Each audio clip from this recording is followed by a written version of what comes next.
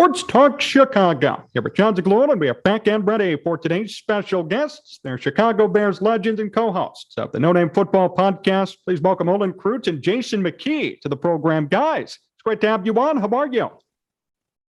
It's good to be on. It's good to be on, John. I know, me and Olin's excited about joining WCKG, and we've been putting out pods for a minute, and it's finally good to be able to grace the airways and get it out to more Bears fans.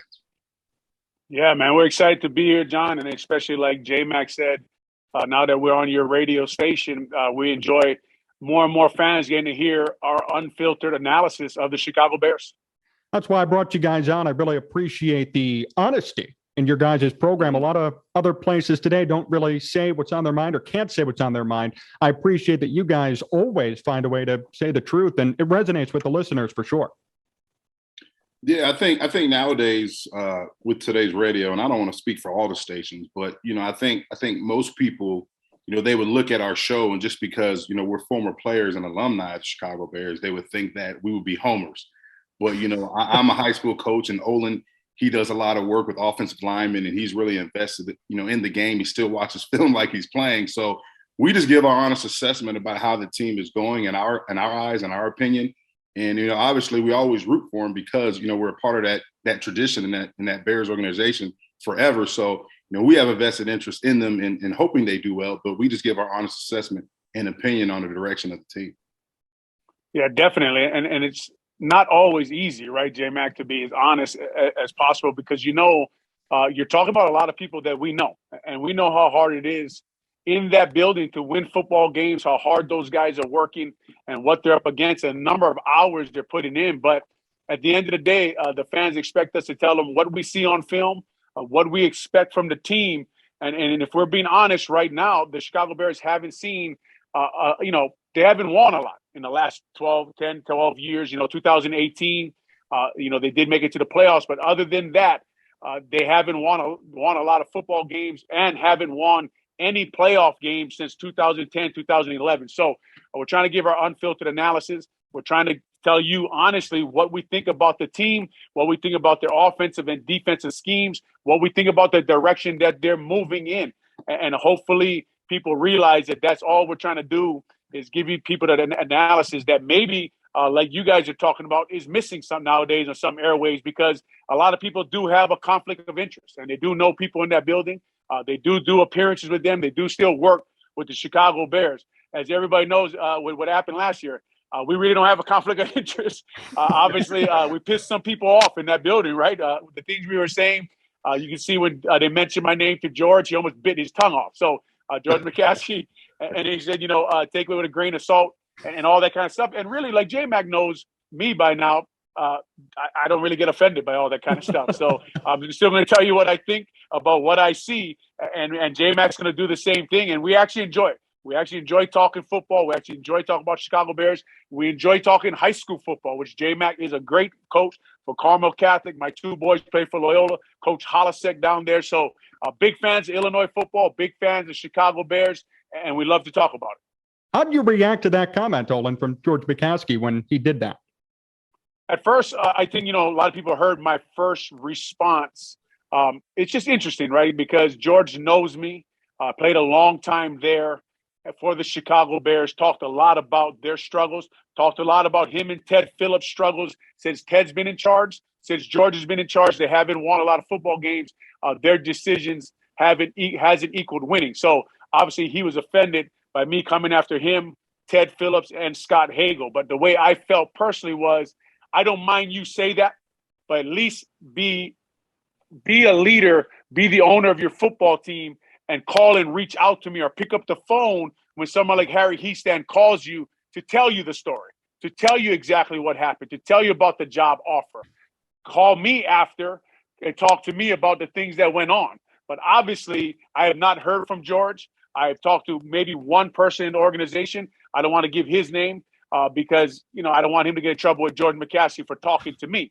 But the way I felt about it is obviously at first I'm going to fire back at him because he questioned my credibility. And then after that, you would think he would be the leader of the organization, reach out to somebody who played 13 years for him, but you haven't even heard from them. But it doesn't shock me. They haven't won a lot of games with him in charge, which means he's not a good leader. Do you think there should be a leadership change? Have they done enough in getting a new head coach and GM, or should there still be more change at the top? Obviously, there should be change at the top of the Chicago Bears organization. They will not change. All you have to do is look at the results that they've gotten. I think since Ted Phillips took over as team president, they've only been to 3 playoff games, right? It was the year in 2006 where we won 2, and then we won 2 and then went to the Super Bowl. And then when it was in 2010, when we got the NFC Championship. And I misspoke there. They've only won 3 playoff games, right? Mm-hmm. So they haven't won a lot of football games since these 2 men have been in charge, since Ted Phillips has been in charge. So, yes, just by results, by any business you do it, if you suck on the radio, they replace you. That's period, right? So if you're bad for that long at winning football games like the Chicago Bears have been, there's no question there should be a change of leadership up there. But they own the team. They get to move in the direction that they want to move it in. Yeah, and we talked about this too, John, on our podcast in the past. Me and Brother O talked about this. It goes back to, as players, we do what we call self-evaluation. So we evaluate ourselves. We evaluate our play. We evaluate what we've been doing in terms of, what we've been doing on the field. And there's really been no self-evaluation over at Hallis Hall because those guys are the head. So what they've done is, what have they done year after year, right? They've replaced the head coach, they replaced the GM. We've gone through that transition how many times now? And like Brother O said, the results have still been the same. There hasn't been any change or any self-evaluation from the top. Why? Because who's holding those guys accountable? Where is the accountability, right? They make all the decisions. They're not answering to anybody. Nobody's self-evaluating their performance. So what do, right? It's a trickle-down effect. They say, hey, we can solve this culture issue. We can solve this lack of success that we've been having by replacing the coach and replacing the GM, and then we need draft picks and stuff like that. But it goes beyond, the coaches, the GMs. It's the organization as a whole. And me and Brother O have talked about that in length on our podcast over and over again. It's an organizational culture change that needs to be brought about on Hallis Hall. You got to look at it. It goes all the way down to, like Brother always says, the strength coach, the nutritionist. Everybody has a job to do, and everybody's job is important for the ultimate success of the football team. And if you're lacking in one area, right, it'll show up on Sundays. And what do you have? You have consistency in losing and not putting a productive product out there on Soldier Field. What do you guys think of Brian Poles and Matt Eberflus? Yeah, I'll sorry, brother, I'll go first. I like Brian Poles. I know he, I like what me and Brother last week on our podcast, we played a clip in which Brian Pioli talked about, Brian Poles, about how he was at Kansas City and how he was with the interactions of him. And the thing that I liked was, his attention to detail. They say he's real meticulous in his preparation and attention to detail, and he'll leave no stone unturned. So, there's not going to be, he's going to evaluate every situation. You look at now, he just brought in N'Keal Harry, a guy who's a former first-round pick of the New England Patriots. And I know we're making a lot of news about this because it's the offseason and everybody's saying, hey, well, it's N'Keal Harry. Hasn't produced in New England, but you bring in another big dynamic receiver who's getting another opportunity to revitalize career in Chicago. So I like what he's done. I like what he did in the draft. Continue to bring in, you only had a few picks and you turn it into multiple picks. And then you bring in a coach like Matt Eberflus, who's a really good defensive coordinator, who's a new head coach, but a guy that can revitalize that defense, a guy who a lot of the coach players said they love playing for him, a guy who's, hopefully can come in and really change his culture and put his stamp on his culture and uphold the culture. It's one thing to come in and lay a foundation, but it's another thing as a coach, if you're not walking that foundation daily and your assistant coaches ain't walking that foundation and living that culture daily, then that culture slips. And once that culture slips, you can't get it back. Yeah, it's funny. Last week on our podcast, we talked about July positive, right? We were July positive about the Chicago Bears. Well, we're also new regime positive, right? We're new regime, and Ryan Poles is a young guy. It's a big job at Hallis Hall for a young general manager to change the culture that we talked about. But the things he talks about, obviously, music to my ears. He wants to fix the offensive and defensive lines. He didn't do much in the draft and or the offseason to fix either. And we've heard a lot about how the scheme's going to help everybody. We've heard that before here. So it's a wait and see for these young guys. The way the new strength coach is going to work with these young guys and develop these football players. Because to be honest, John, they got to get guys who are top 10 in their position in the NFL. That's how you win football games. You got to get blue chip football players, and then you got to have really good coaches. So they hire Coach Eberflus, who a lot of guys I have respect for, Rod Marinelli, the guys who knew him throughout the NFL have a lot of respect for the things he does and the way he does things. But never been a head coach in the NFL. So this is a really wait-and-see football team that we got going on, man.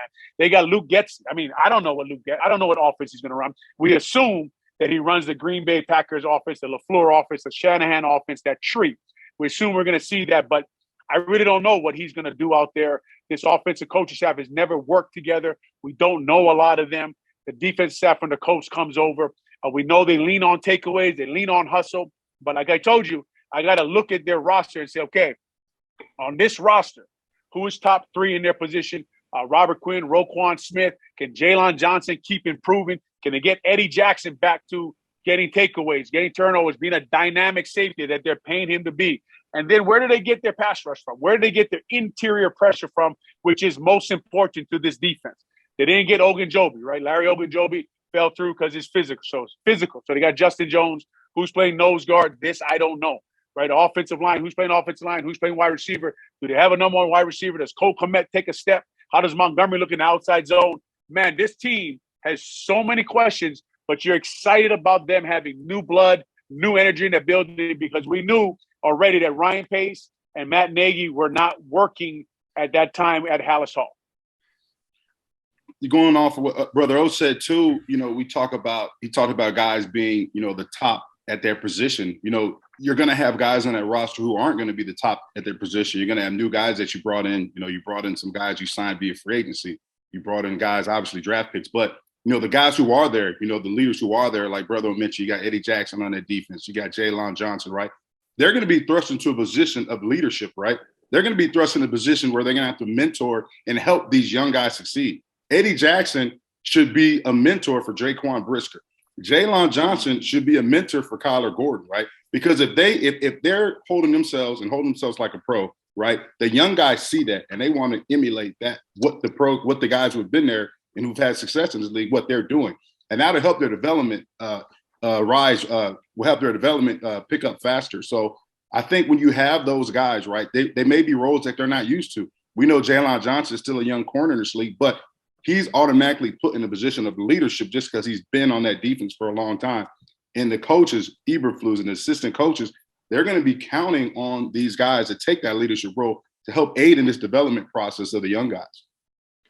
Olin Kreutz and Jason McKie here on Sports Talk Chicago, WCKG, the No Name Football Podcast. How committed are the Bears to Justin Fields right now?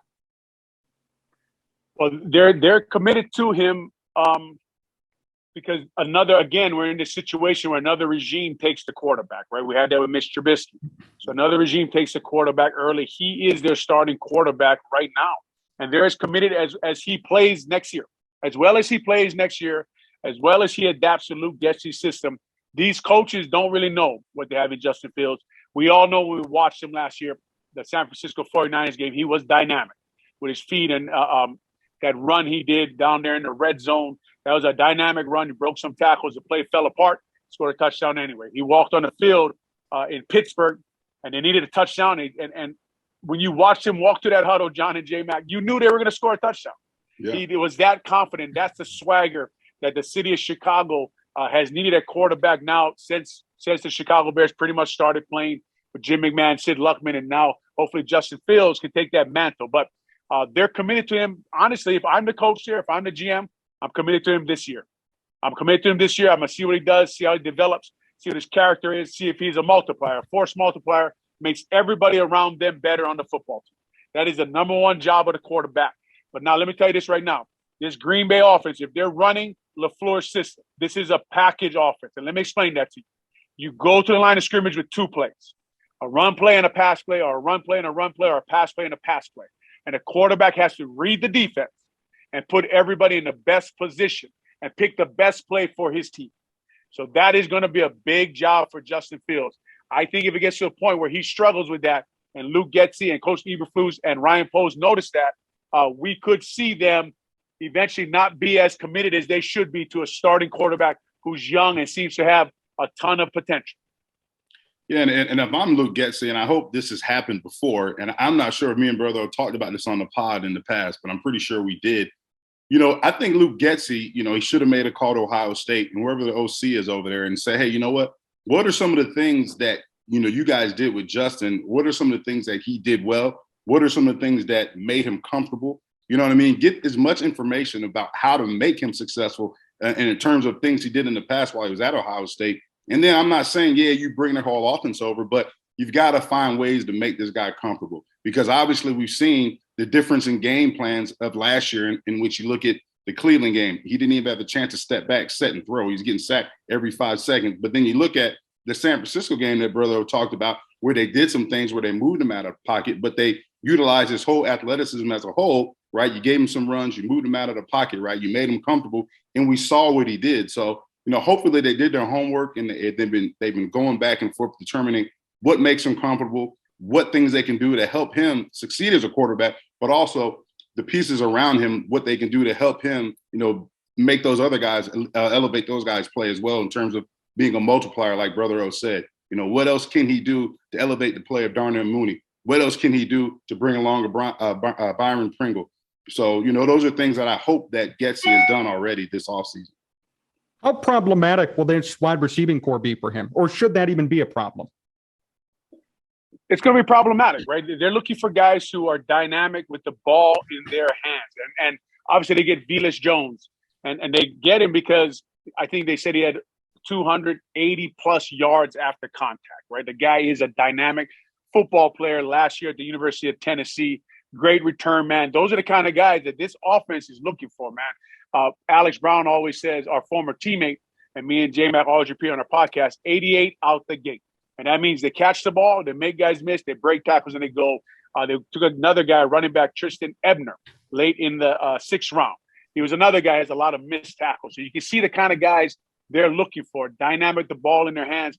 The problem with this wide receiving core to me is everybody's good at something, but they're not, besides Darnell Mooney, who's shown to be pretty good, they're not a complete package. So if I'm a defense coordinator and these guys walk on the field, I say, okay, they want to do this with him.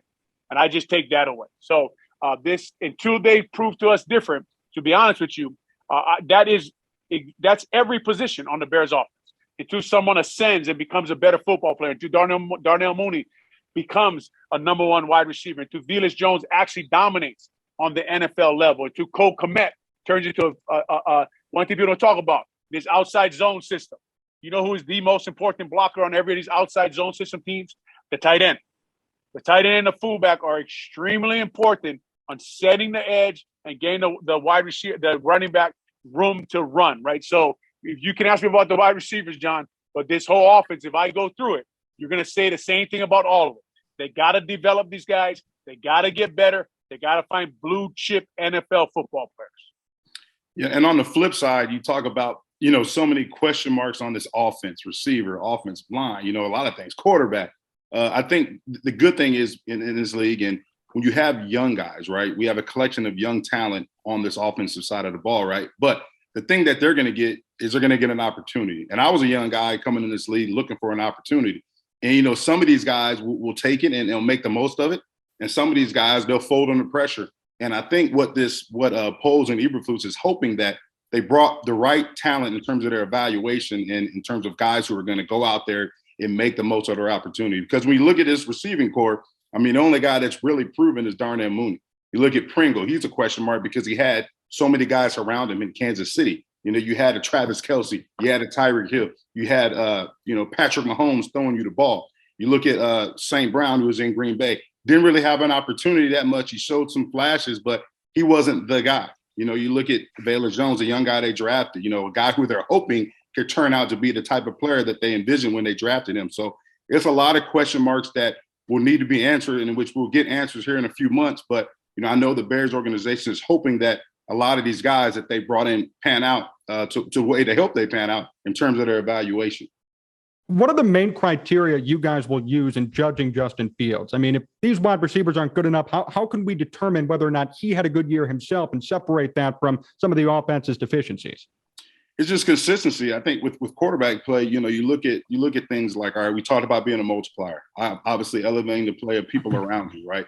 And yeah, the wide receivers aren't great, but you've got to do your job. You've got to protect the football, right? You've got to be a leader. You're going to have to make plays. You're going to have to find ways to distribute the ball to your guys in positions to where, they're comfortable. Like Olin said, you have a lot of guys in that receiving core who are good at one thing or good at two things, but not good, not complete wide receivers. That's why they may have been bounced around or been drafted in later rounds. But you have to find what they're good at, right? And you have to highlight those talents. And I think that's going to help, lead to their success.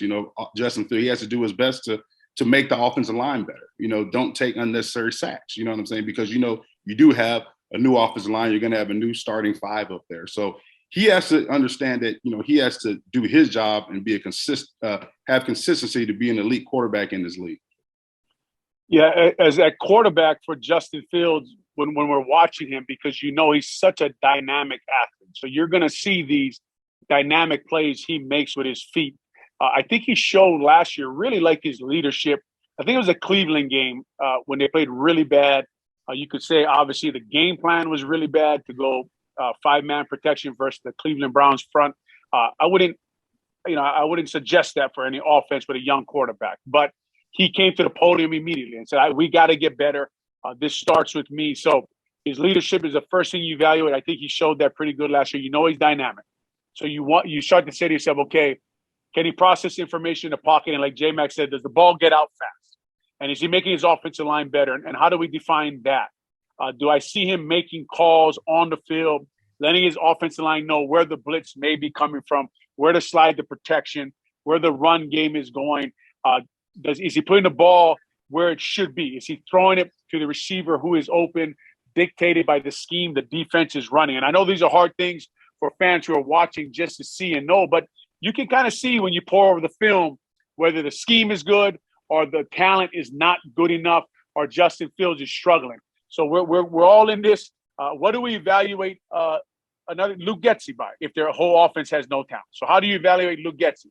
So all these guys, all these things we're going to be watching. If everybody around him, John, I'll be honest with you. If the question is, if everybody around him is bad, how do you evaluate Justin Fields? The answer is you can't. Yeah. That's the answer.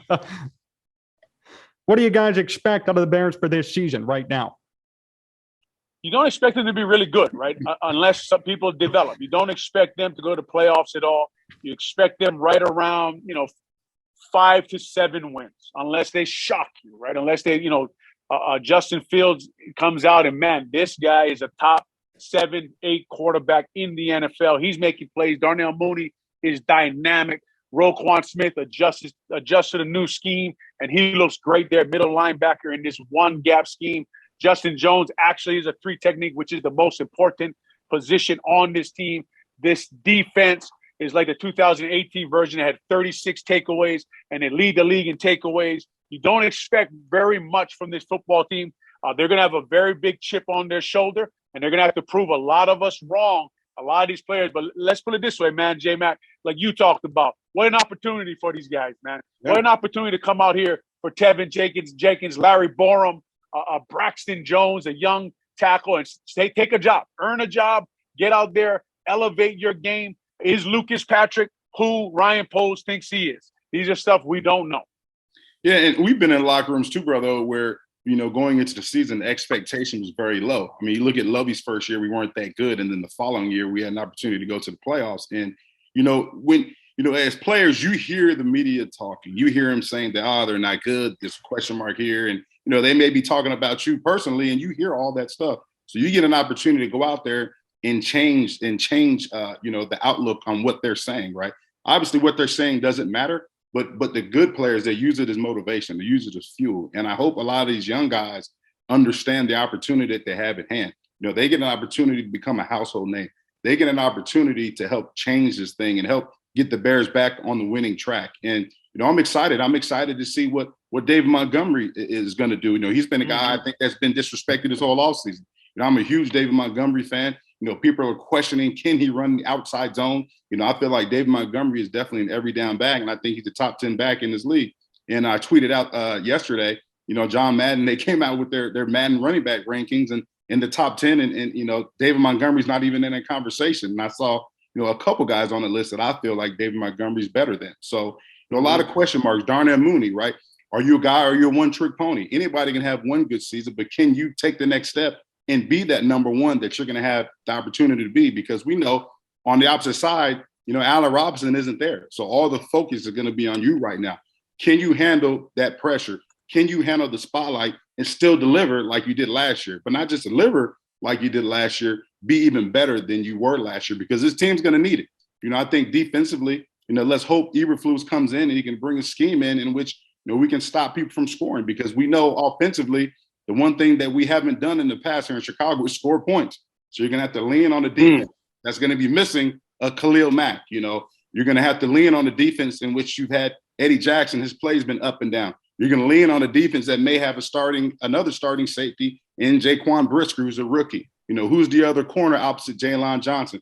Jaylon Johnson, can you take the next step and be that elite shutdown corner? One of the corners like Chicago's used to having, like we used to have with Peanut Tillman, like we used to have with a Nate Basher, guys like that. So a lot of question marks, like, me and Brother have been saying for weeks on our podcast, that will be answered sooner than later.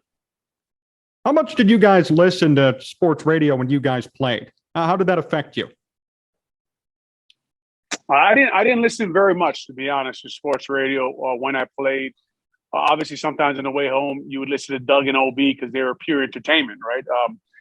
But if you heard someone wrote something negative about you or said something negative about you, that obviously affects you, because especially if it gets to your family, because they bring it up to you.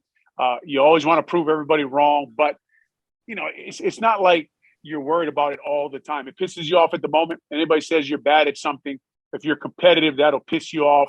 I remember I always joke with David Hall.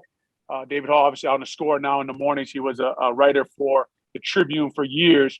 He wrote at one point that the Bears should get rid of me and move on from me, right? And I always remember that because that pissed me off that he wrote that. But obviously, being his friend now, we just joke about that kind of stuff. But you can use it to motivate you, right? You do hear the things people are saying about you, especially when they're saying bad things about you. And I just want to go back real quick, because we want to always help out people who cover the Bears. I just really hope people stop saying that the Bears are putting in a new run scheme. They have run outside zone now. They ran a ton of outside zone last year, okay? So a lot of their plays were outside zone. So are they committed to the run game? Does their play action pass come off of the run game? That's what you're looking for. This is not a new run scheme. They ran a million outside zones last year. They actually measured an outside zone last year for anybody who was watching film. But will they tie their whole offense to the outside zone run play is what they're doing. So for all you guys on the radio, just so you sound like you actually know what you're talking about, that's what you need to say. Boom, boom, boom, boom, boom. Take that.